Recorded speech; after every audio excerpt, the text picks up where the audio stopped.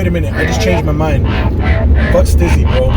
Steezy. What's like? You know what? The Steez? Oh, the Steezy stories. Steezy, Izzy, Steezy stories. Yeah, that one works. We did it.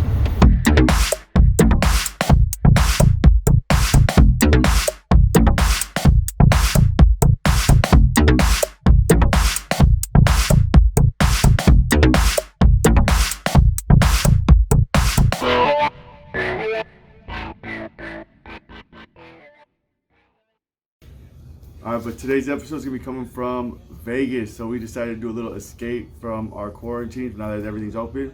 So you guys might get to see what it's like from our videos and if it's like how shit's changed recently. Yeah, it's a ghost town right now, man.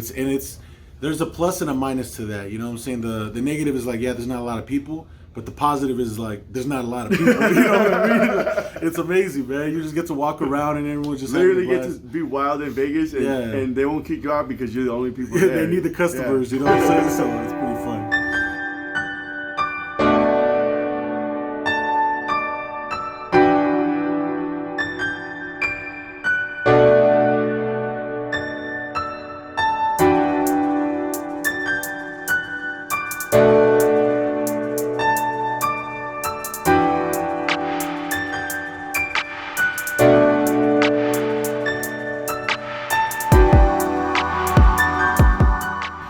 So first we want to start talking about how it affected us personally. How did you feel about it? One, we started this YouTube channel during quarantine. So that's a plus. We're gonna go through the positives first, the pros. So that was one pro for sure. I got to reprioritize things like my goals, like what am I gonna do, reorganize shit. Yeah. And then what were a couple that you had? Man, honestly, like I just felt like. It like kind of like what you said about the whole YouTube thing. It's like just getting your priorities straight, you know, like realizing like, you know what, like life is short, and instead of, you know, worrying about, you know, all the big things here and there, just focus on the little things at hand, the little things you got to do every day, and learn to just be more grateful, appreciate things better. Because then everything, you're like, oh, I don't have an excuse to go out, or like you can't put shit to the side, you can't put shit in the back burner because you can't go out anyway, so like might as well get stuff done, you know, when you're at the house. It almost in a way gives you have no excuse now. Exactly. Now it's just like, all right, what am I gonna do? And then also another thing that I realized, it's like it brings families together, you know, because most people, since they're out of a job, everybody's going through that same struggle. So it's kind of like, I feel what you're going through. Everybody who you interact with out on the street, you know, let's say you go to the supermarket, whatever, it's like you understand everybody's going through the same thing, and it kind of just like unifies everybody a little more. First, we got our special guest, Ashton. Oh, what's up, y'all? AKA Harris. Teddy, what's happening? So right now we were just talking about the pros and the cons about the whole, you know, how it affected you personally. How do you feel about that? Well, some of the pros for COVID, I got to realize how some people are selfish. Like, how so? If you think about it, you know, everybody. It's a simple act of like, hey, just wear the mask, and everybody's going to feel more comfortable. Everybody do your part, and people are being selfish. Yeah, it's like, oh, I don't want to wear the mask. Let's take away my rights. Like, nah, just put on the mask and do whatever you want. Put the mask on. That's it. Teamwork make the dream work. Right. But I got to see how so many people are just really selfish, you know. So what are some positives? Positives. Well, I got lucky. I didn't have to lose my job during the shutdown. Yeah. Since I'm a security guard right here. So I didn't have to lose my job there. So did that make you more appreciative of your job? Oh yeah, most definitely. Hey. We got to see who are more essential.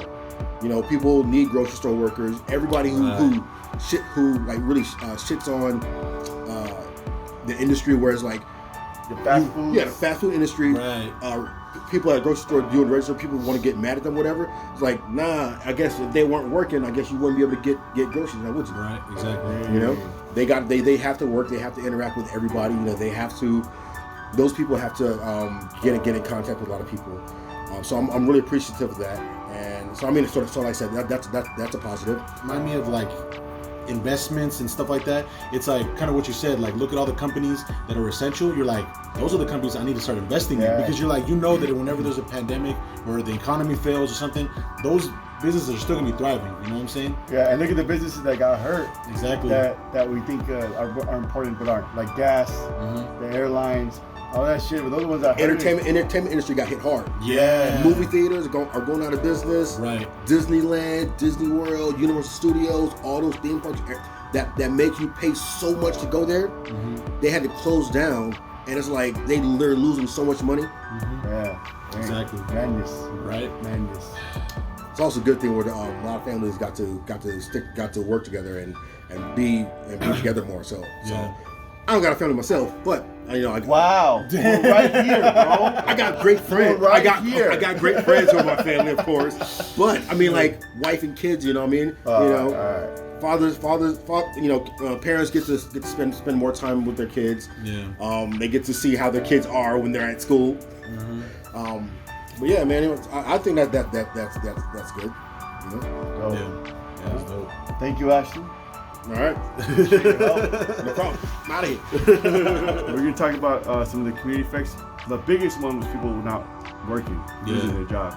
Man, it was tough for a lot of people, because I know a lot of people were just scraping by with the bare minimum. They got kids to feed, and those $1,200 that the government sent was nothing. You know, they spent trillions. You know, bailing out all these big corporations, but everybody out here is just starving. So it's like, yeah, man. And then I don't know about you. Do you think people are gonna be more distant?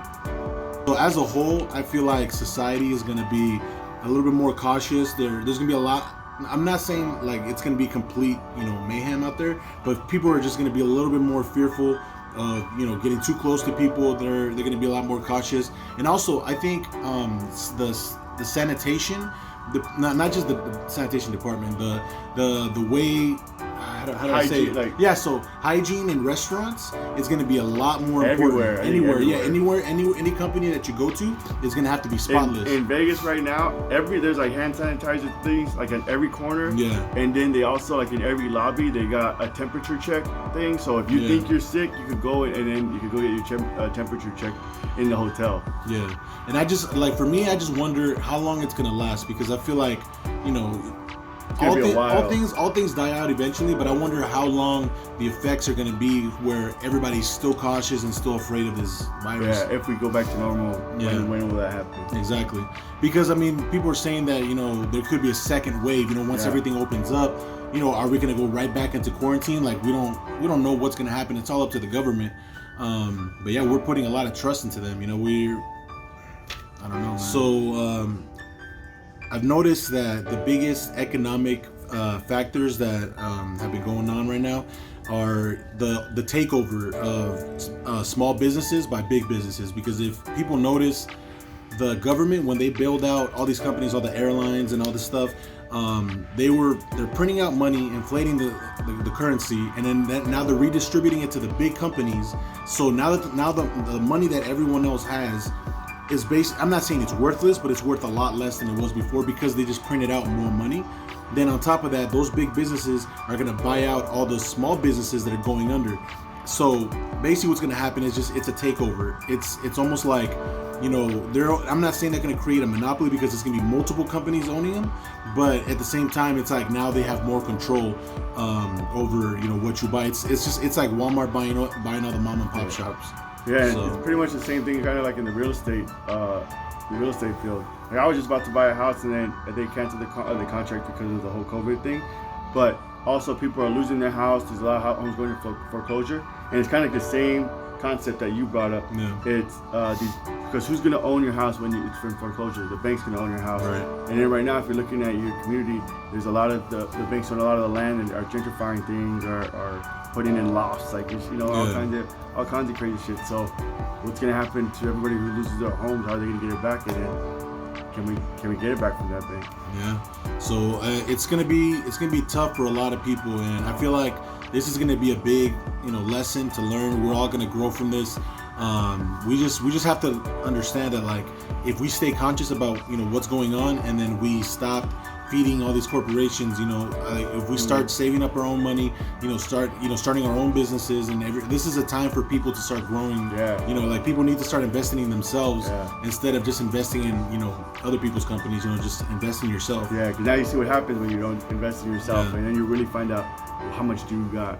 Yeah, you gotta. We also just need to start being a little bit more self-reliant, because if we spend all this time, buying foreign products, like all these things from China, they're cheaper. But if we made them ourselves here in this country, if we start a company that makes the same stuff that they make in China, but it's American made, and we get the message out there that if you buy American made or homemade anything, it's just gonna help our country a lot better.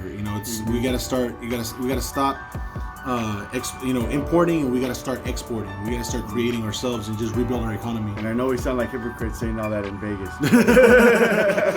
but fuck it right now, all right? Hey, it's America. We're in America right now. We've been out. We've been locked up too long. We gotta at least get a couple escapes. You guys, even though all this craziness is happening, you gotta remember to still enjoy yourself, enjoy life, have fun, go spend some time with friends and the ones you love, and enjoy before you get locked up again. Right. Yeah, it's always like they say, everything in moderation, including moderation. So you gotta just, save it all up. Like if you're trying to eat healthy, the first 5 days eat healthy, and then let it all loose on the weekend. But you just can't be like eating unhealthy every single day, because you know what's gonna happen. So it's like, work hard and play just as hard. You know what I mean? So. All right, so thank y'all for tuning in, and also we got a new music video that we just finished filming out here in Vegas. Yeah, just guys stay tuned for it. It's gonna be coming up after this episode. Yeah, it'll be the next one coming up. It's gonna be called Escape for Quarantine. So produced by Izzy. Right. Recorded by all of us, including our special guest earlier, Ashton. Thank you. Yeah. So we hope you guys like it. Like, comment, subscribe. All that good stuff. Peace.